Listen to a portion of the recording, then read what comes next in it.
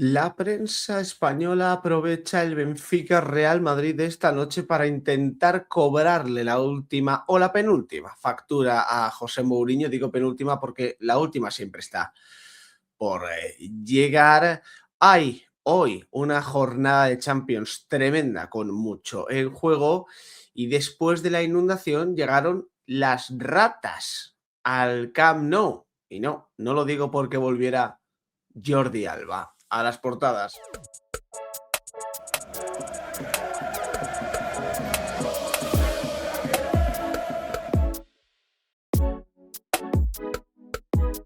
¿Qué tal, familia? ¿Cómo estáis? Miércoles 28 de enero del año 2026. Hoy tenemos un análisis de portadas diferente.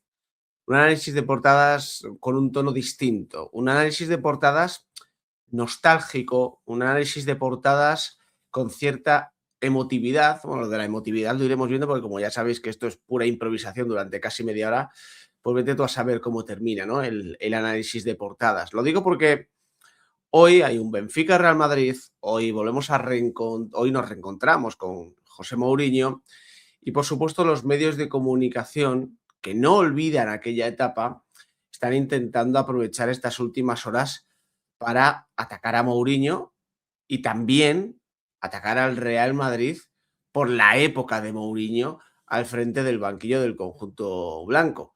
Y voy a aprovechar evidentemente este análisis de portadas para recordar ciertas cosas y para decirle a los medios de comunicación de este país que lo que de verdad les jode de Mourinho no fue lo que hizo en el Real Madrid, sino cómo quitó la careta a toda la prensa deportiva de este país y cómo les señaló ante los aficionados del Real Madrid que se dieron cuenta muy rápido, gracias a José Mourinho, de que los enemigos sois vosotros, erais vosotros y seréis vosotros, siempre vosotros. Eso es lo que nunca le vais a perdonar a José Mourinho, porque alguno, como Alfredo Relaño, que lo vamos a ver ahora, se sigue yendo a lugares comunes como el dedo en el ojo de Tito Vilanova, que en paz descanse.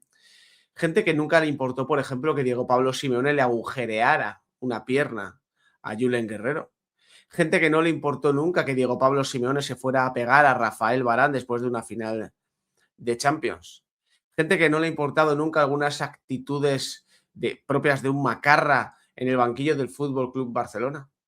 ¿Les preocupaba lo de Mourinho? No, no les preocupaba lo de Mourinho. Les preocupaba Mourinho. Van a odiar a Mourinho toda la vida, porque desde que estuvo Mourinho hasta ahora y hasta espero dentro de muchos años, ellos ya no tienen esa libertad. Ellos ya no mienten a gusto. Sus campañas de acoso y derribo siguen teniendo cierto efecto, pero también tienen mucha denuncia. Y eso es lo que nunca, nunca, bajo ningún concepto, le van a perdonar al bueno de José Mourinho. Por cierto, os recuerdo que hoy editorial abierto a todos los públicos, lo tengo que escribir todavía, pero tengo muy claro lo que quiero escribir. Editorial se va a titular Mourinho. O sea, te puedes imaginar sobre qué va a ir el tema. Y a la noche, a las 11 más o menos, directo en el canal para ver, bueno, para hablar un poquito del Benfica Real Madrid y también ver cómo ha quedado el cuadro de la Champions después de esta jornada tan frenética, cómo queda el top 8, quiénes se meten también en la ronda de 16avos, qué cruces puede haber y ya luego después, evidentemente, el vídeo de notas de madrugada como suele ser habitual. Quería empezar precisamente con Alfredo Relaño, este vídeo de portadas, porque ha escrito en el diario Marca, lo ha intentado hacer de una forma edulcorada, Alfredo Relaño, como me ha parecido raro, porque es como que se quiere acercar a Mourinho de alguna manera, pero a la vez se le ve que al final Alfredo Relaño es un tipo que durante sus últimos 10-15 años ha vivido con odio desde el punto de vista periodístico. Odio a Florentino Pérez y odio a José Mourinho porque fue el entrenador al que más quiso Florentino Pérez, junto a Zinedine Zidane seguramente.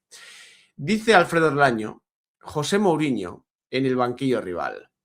Hace 12 años ya que se fue del Real Madrid, pero la invocación de su figura sigue provocando debates que fácilmente se crispan, lo que significa que dejó huella, o muesca, si prefieren. Estuvo 3 años apenas empatando con la historia, pero se le agradece que plantase cara a aquel Barça de Guardiola, del que entonces no sabíamos que repostaba con súper en la gasolinera de Negreira, aunque yo puedo presumir de que algo me olía con aquello del Villarato. Sus métodos eran discutibles a la vista de algunos, entre los que me cuento. Hierba alta, Pepe a la media, leña, declaraciones impropias, dedo en el ojo de Tito Vilanova, eximio entrenador pero extravagante ciudadano, acabó por crear tal cúmulo de conflictos que Florentino Pérez renunció a él pese a que ha sido el único con el que se sintió a gusto. Hasta llegó a decir que representaba a la perfección los valores del Real Madrid. Dividió al madridismo entre verdaderos madridistas y piperos y acabó echándose en contra a las tres vacas sagradas, Casillas, Sergio Ramos y Cristiano Ronaldo. Xabi Alonso y Arbeloa siempre estuvieron de su lado y el presidente supo premiárselo con el tiempo, aunque a Xavi le ha durado poco el premio. Se fue con su gesto huraño y esa barba de un día que le daba aspecto de haber pasado la noche fuera de casa, después de que en su última temporada le ganaran la Champions el Bayern, la Liga el Barça y la Copa el Atlético de Madrid. Pasaron los años, llegaron las Champions con entrenadores de otro palo y él fue descendiendo poco a poco por la escalera del fútbol. Yo le tengo por muy buen entrenador, pero demasiado gamberro para aspirar a las catedrales del fútbol, de ahí que ya no le veamos en ninguno de los grandes expresos europeos. Su salida encrespó a los Ultrasur que se volvieron contra Florentino, la mano que les dio de comer en aquellos años en que llenaban el Bernabéu con sus cánticos Marca y As, cámara de gas y Manolo Lama, hijo de tal. Ahora está en su casa, en el Benfica, que ya no es aquel equipo terrible de los 60 que 2 veces le clavó 5 goles al Real Madrid en la Copa de Europa con Eusebio al frente. Y nos espera da luz, escenario de aquellas lejanas catástrofes. Partido interesante. Es un artículo al final de Alfredo Relaño cargadísimo de negatividad porque se le olvidan cositas importantes. Yo te cambio el artículo, Alfredo, ya verás qué bien. De hecho, este análisis de portadas, tan orientado a 2012 o 2013, sirve para que la gente que ve este canal y sobre todo la gente joven que ve este canal y que a lo mejor lo de hace 15 años le pilló, pues yo qué sé, tenían 8 años, una cosa así, no se enteraron mucho de la película, sirve para que la gente tenga herramientas de sobra para entender cómo funcionan los medios de comunicación de este país. Porque lo que pasó con Mourinho sigue pasando a día de hoy. Lo que pasa es que a día de hoy ya podemos responderles. Este artículo de Alfredo Relaño. Te voy a ir cambiando cosas. La hierba alta, Pepe, no sé qué tal, y la Liga de los Récords. No sé por qué siempre se os olvida que aquel Real Madrid jugaba de coña, que aquel Real Madrid jugaba increíblemente bien al fútbol, que aquel Real Madrid tiene la mejor liga de la historia de España y no era una liga aquella como esta en la que apenas se compite, en la que el nivel era muy bajo, no. Por aquellos años todavía los equipos del fútbol español tenían cierto nivel. Luego eso fue cayendo con el paso de los años tal y como bien ha dicho esto sí Alfredo Relaño, el Barça le estaba pagando a Negreira. O sea que doble mérito todavía. El Real Madrid ganó con 100 puntos y 121 goles aquella liga, con un fútbol de muchísimos quilates. Luego te dice lo de los Ultrasur, poco menos que protegidos por Florentino Pérez. ¿Y quién echó a los Ultrasur del estadio, Alfredo? ¿Fuiste tú? ¿Fuiste tú el que echó a los Ultrasur del estadio? ¿O fue Florentino Pérez el que echó a los Ultrasur del estadio? Porque es que os quedáis con esa parte y yo prefiero quedarme con la otra, ¿no? Con la que Florentino Pérez sacó a los Ultrasur del estadio, que por lo que sea siempre la intentáis omitir. Y luego lo de que se fue Mourinho y Madrid empezó a ganar. Te guste más o te guste menos, Alfredo Orlaño, Mourinho sienta las bases del Real Madrid que hemos visto durante la última década.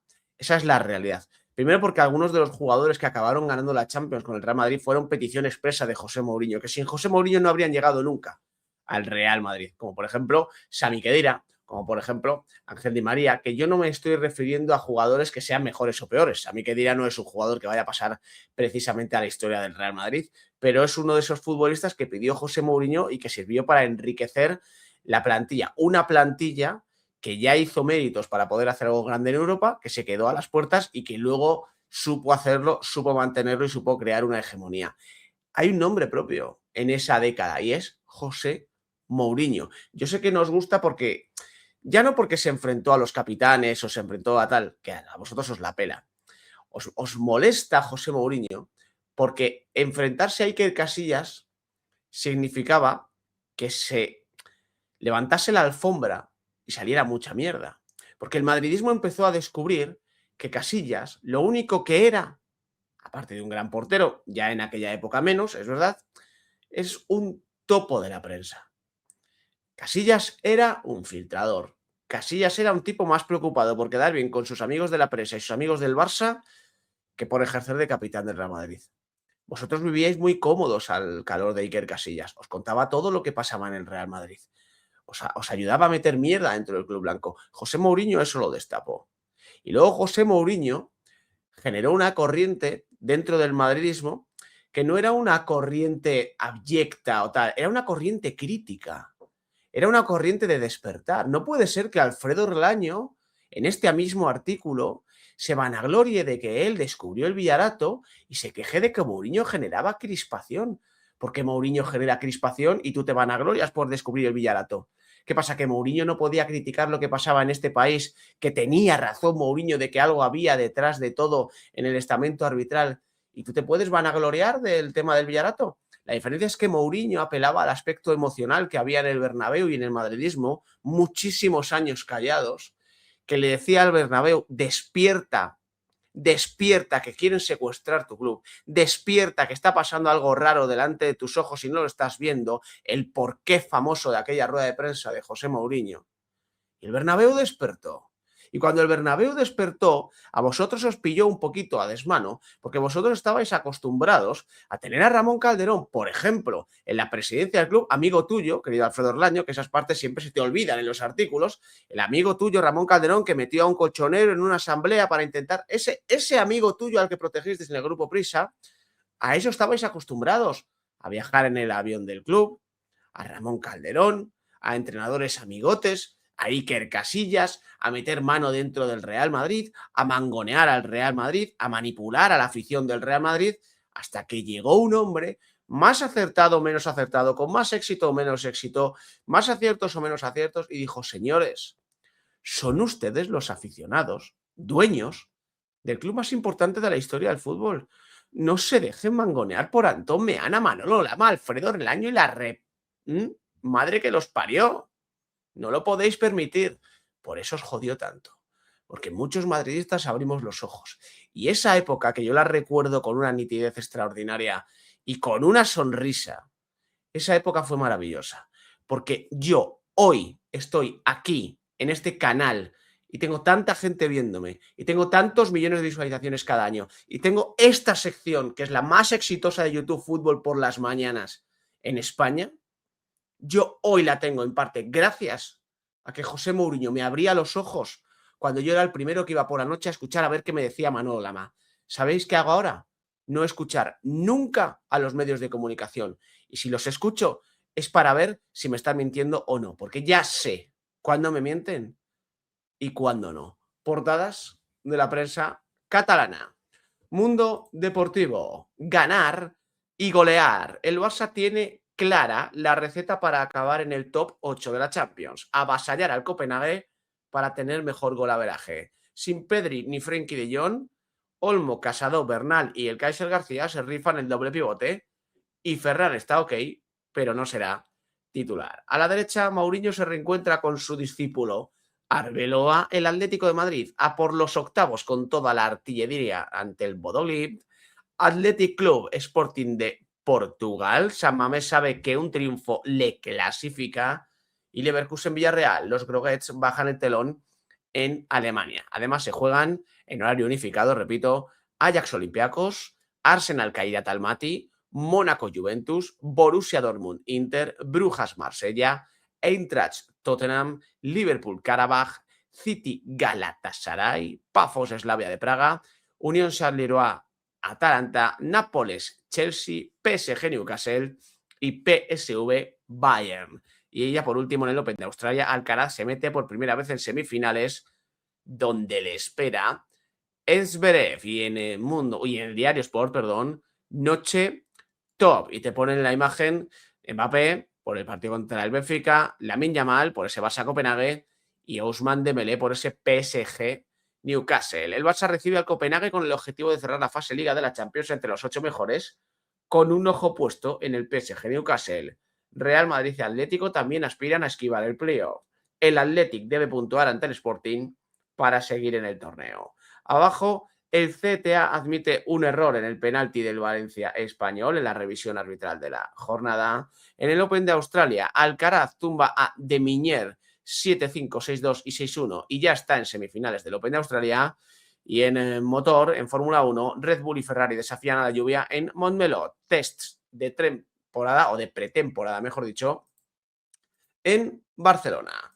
Yo no sé cómo va a acabar el Open de Australia, porque al final, bueno, queda la parte más complicada del torneo. Zverev es un tipo que en esa pista, en ese terreno se desenvuelve muy bien, pero Alcaraz está jugando de cojones. O sea, está sacando muy bien.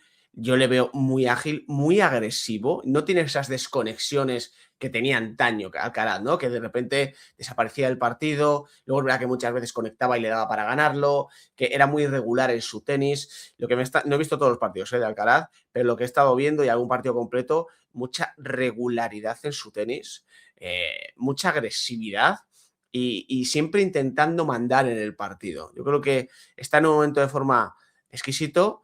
Para mí es muy favorito de cara a las semifinales, pero repito, no es un rival cualquiera, es Zverev. No es un momento cualquiera, ya estamos en semifinales. Ahí la presión, el tema mental también le puede jugar una mala pasada porque Alcaraz sigue siendo muy joven, pero es que yo le veo unas cualidades y una manera de jugar al tenis a Alcaraz que a día de hoy solo Jannik Sinner le puede plantar cara.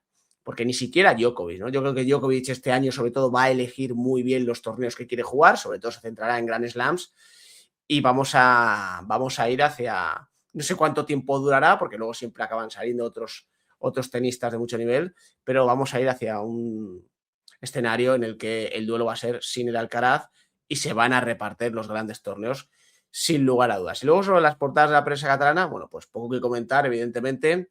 Ellos juegan contra el Copenhague, tienen que ganar a poder ser por más de 2 goles, porque si no ganan por más de 2 goles es posible que no la cuenten y esquivar esa ronda de 16avos. Yo sigo diciendo, me he puesto muy posada estos últimos días, para mí es extremadamente importante acabar en el top 8 y en el caso del Real Madrid, acabar entre los 3 primeros.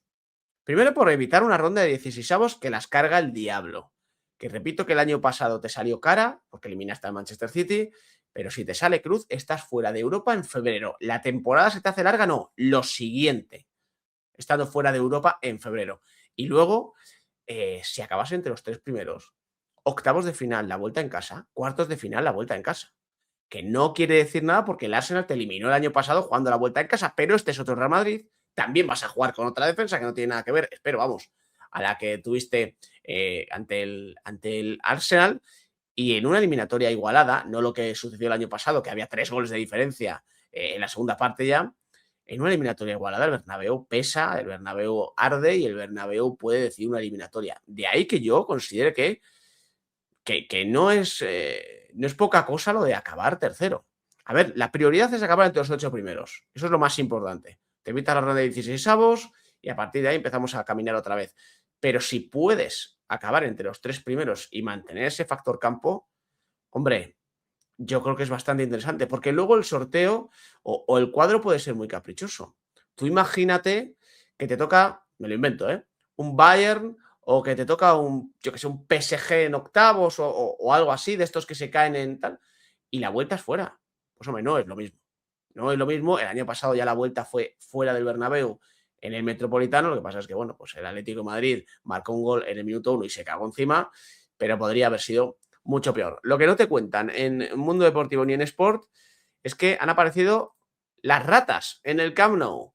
Aparecieron ratas en el nuevo Spotify Camp Nou. Primero el agua, ahora las ratas y después dicen aquí en el diario Récord de México, pues después ya veremos. Son imágenes de TNT Sports y aquí tenéis a las ratas. Joder, qué ascazo la vida. O sea, tú vas al Camp Nou ahora y tienes que llevar paraguas, matarratas, tienes que llevar de todo. Cualquier día tienes que ir vestido como los cazafantasmas ahí al Camp Nou para que no te pase absolutamente nada. O sea, me parece una cosa. A ver, te digo, es a nivel. Yo lo vendería como un pack aventura. Un pack de aventura. Vas a ver un partido de fútbol, seguramente vas a asistir a un partido de fútbol, a un atraco en directo, el que perpetra el Barça a nivel arbitral, todos los días. El último, ya lo viste, se inventaron una mano fuera del área con un balón que cogió el portero del Oviedo dentro del área. Pues para adelante. Vas a ver fútbol, un atraco en directo. Puede que tengas acceso a la Acuópolis y encima hay ratas. Tienes fútbol, atraco, Acuópolis y zoo. Hostia, es que es maravilloso. Es que es maravilloso. Y lo mismo, si ya se ponen ahí un poco jijaja, en plan, venga, pues vamos a hacer negocio ya con todo esto, directamente ponen una carpa encima del Camp Nou, porque cubierta retráctil no, y Laporta se pone a lanzar canapés como haciendo malabares y se los va comiendo. Pam, pam, pam, pam, pam. Increíble. Increíble. O sea, a nivel, repito, espectáculo y a nivel de, te diría, oferta, ir ahora mismo a un partido del Barça es súper completo. Lo tienes todo, es verdad que es muy caro, pero lo tienes todo, coño, que es que a lo mejor te pones a hablar con el de al lado y el de al lado es una rata. ¡Que es una rata! Dices, pero ¿tú has visto el penalti? Ratatú. Y él, Ratatú y él. O Mickey Mouse. Bueno, Mickey Mouse es otra cosa, ¿no? Pero una rata. Yo le llamaría, como he dicho antes, Jordi Alba. Portadas de la prensa madrileña. Diario AS, Carrusel, Champions. Noche loca en Europa. 32 equipos se juegan algo. El Real Madrid depende de sí mismo para entrar en el top 8. Entrará si gana. Barça y Atlético de Madrid posiblemente precisarán golear. El Athletic busca el playoff sin los hermanos Williams. Y añaden que el Villarreal juega por su honor y por una quinta plaza de la Liga en la Champions. Abajo, Open de Australia, apisonadora Alcaraz. Pasa por encima de Minier en 3 sets y se verán semifinales con Zverev. En la Euroliga de baloncesto, el Real Madrid muere en la orilla, siempre a remolque en París. No le dio para remontar en el arreón final y cayó 98-92. Y en ciclismo, el Giro es un reto para mí. Más con el diario AS en la Challenge de Mallorca. Deseo volver al podio de un grande. Y en el diario Marca, Europasión. Última jornada de la primera fase con los 18 partidos a la misma hora y las calculadoras echando humo. España busca meter 3 equipos en el top 8 y al Athletic en la repesca. Sobre el Benfica Real Madrid dicen al Madrid podría valerle el empate para el top 8. En el Atlético dicen primero golear y luego mirar los otros resultados. El Villarreal se juega el honor y 2 millones si gana. El Barça obligado a ganar para soñar con el top 8. Y el Athletic dice que San Mamés tiene las llaves para seguir en la competición. Abajo, Alcaraz supera otra barrera, alcanza su primera semifinal en Australia, donde le espera Zverev. Y por último, en pádel, Hexagon Cup, la fiesta del pádel. Madrid acoge un mundial, entre comillas, por equipos.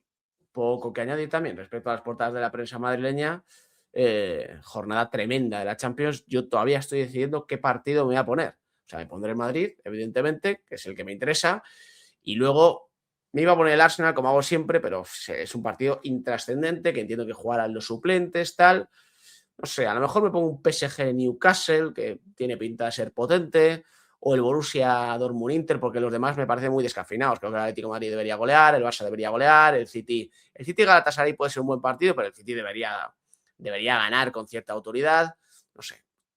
Decidme en comentarios vosotros qué partidos pondríais, aunque luego no le presto mucha atención, porque cuando juega el Madrid tengo todo el foco, toda mi concentración puesta en esto. Pero bueno, por tener algo de fondo e ir enterándome también de otros resultados. Quería terminar este vídeo de portadas con esto que pasó anoche en la cadena SER.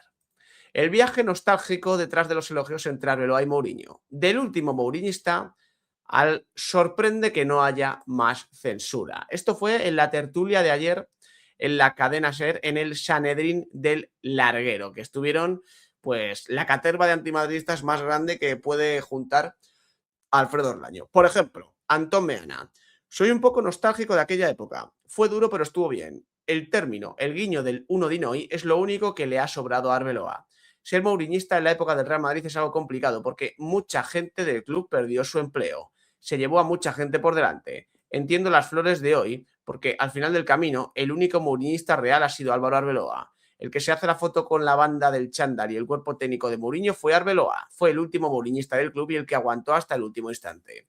Jordi Martí, que no sé quién es, comenta: José Mourinho sembró cizaña y dividió al fútbol español como nunca antes. Jesús Gallego: me parece que Álvaro Arbeloa ha actuado de manera natural y ha sido el comportamiento de una persona cabal. Otra cosa es que aquel tiempo era muy contaminado, aunque me sorprendió cuando aseguró que en el vestuario veían todas las ruedas de prensa de Mourinho como entrenador del Real Madrid. Lo seguían de manera ciega. Talavera, antimadridista y del Atlético de Madrid, dice: hay que cambiar y hay que evolucionar. Hay cosas aceptadas hace años que se deben corregir hoy en día. Arbeloa, que viene a hacer 2 partidos buenos con su equipo, hay razones futbolísticas para sacar pecho. No es la primera vez que deja eso en segundo plano. Para mí ha protagonizado una puesta en escena forzada, queriendo demostrar que es el heredero del mouriñismo, de aquel madridismo más radical. Lluís Flaquer, de Barcelona, dice: me sorprende que no haya más censura por parte del madridismo hacia esa adhesión total a un Mourinho del que se debía haber pasado página ya. Pasados los años y viendo lo que el Real Madrid ha ganado después de Mourinho, me parece que seguir sacando pecho de aquella etapa. Ganó Liga, celebró una Copa del Rey con una rúa y celebró también quedar eliminado en las semifinales de la Champions. Me sorprende que no haya más censura dentro del madridismo. Esto es muy fácil de entender. Y con esta reflexión termino y os espero luego en el editorial sobre Mourinho y aquella etapa. No es lo que ganó. No es lo que ganó. Porque evidentemente, si fuera por lo que ganó, Ancelotti infinitamente más, Zidane infinitamente más, etcétera, etcétera. Del Bosque incluso, que es un rencoroso del que nunca decís nada, pero le rechazó una insignia a Florentino Pérez. Siempre ha rechazado ser invitado para tal al Bernabéu tal, porque es muy rencoroso Vicente del Bosque, pero como no le metió el dedo en el ojo a nadie, pues a nadie le importa, como la carrera de Vicente del Bosque, que es un tipo que ha ganado un mundial y no le importa a nadie. Porque ese sí que heredó lo de Luis Aragonés, por cierto. No es lo que ganó José Mourinho, es lo que generó José Mourinho, es lo que despertó José Mourinho, es lo que resucitó José Mourinho, es lo que levantó José Mourinho, que levantó un muerto que pesaba toneladas. José Mourinho.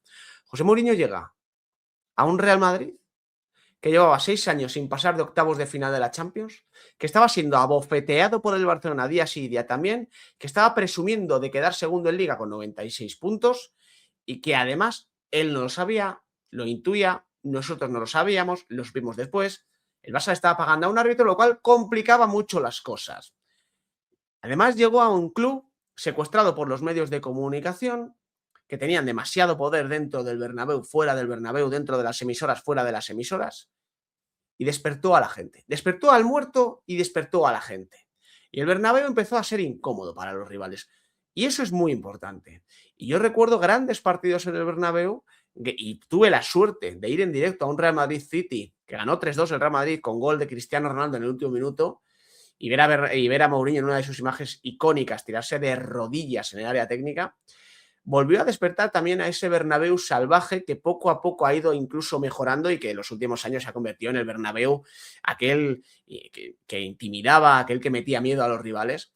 Mourinho ha sido incómodo para todos vosotros, porque Mourinho le ha enseñado a la gente que el club es suyo, que el Real Madrid es nuestro, que no es vuestro, que no podéis mangonearnos ya, que se acabó. Antón Meana lo recuerda con cariño, menos cuando le metieron en una habitación para explicarle 4 cosas bien metido, porque como no hubo violencia, está bien metido que te expliquen las cosas de una manera más clara y contundente. Odiáis a Mourinho porque os ha quitado esa careta, repito, y porque a la gente le quitó la venda de los ojos. Yo nunca he vivido el madridismo de una manera más salvaje que en aquella época. Os tenéis que preguntar ¿por qué después de 15 años hay tantos millones de madridistas? No los que van al Bernabéu, no. Los que hay repartidos por todo el mundo, porque yo tengo en el canal un montón de madridistas que les veo hablar de Mourinho y hablan con un cariño extraordinario. Os tendríais que preguntar, ¿por qué después de 15 años gran parte del madridismo adora a Mourinho? Adora esa etapa. Vuelve a esa etapa y sonríe. Os lo tenéis que preguntar. Porque el madridismo también se obsesiona con ganar. Y nos obsesiona ganar. Y ya estáis viendo la que montamos o la que se montó el otro día porque el equipo no ganaba, porque el equipo perdía, porque el equipo llevaba 1 año y medio que tal. Nuestra obsesión es ganar. Y como niño no ganamos más que con otros. Pero Mourinho nos enseñó ese camino, Mourinho nos despertó y Mourinho nos demostró que el club era nuestro. Y que los únicos que de verdad defendíamos a este club somos nosotros. No vosotros que ibais de, es que el Madrid tiene que hacer esto por sus valores, es que el Madrid tiene que hacer esto. No, el Madrid, vosotros queríais que actuara de una manera determinada para poder seguir metiendo mano en el Real Madrid. Y el Real Madrid se quitó esa mochila que llevaba durante décadas en la espalda sin darse cuenta y ha volado más libre que nunca. Curiosamente, curiosamente, aunque no tiene nada que ver porque vosotros no teníais tanto poder como para trasladarlo también al césped en muchas ocasiones, cuando el Real Madrid se quitó esa mochila, vimos al mejor Real Madrid de la historia. Y vosotros no ibais ni siquiera en el avión del mejor Real Madrid de la historia. Lo que os jode es que Mourinho sacó al escenario y toda la gente se dio cuenta de la mierda que habéis sido toda vuestra puñetera vida. Gracias por acompañarme. Nos vemos en el siguiente.